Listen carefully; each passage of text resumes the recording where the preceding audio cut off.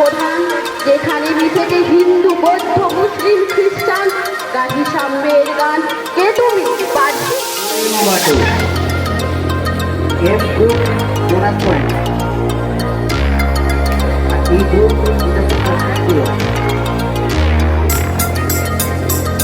পরের গ্রুপের জন্য প্রশ্ন, কাকের নবীনতম সদস্য বন্ধু সঠিক উত্তর দুই। তারপরের গ্রুপের প্রশ্ন,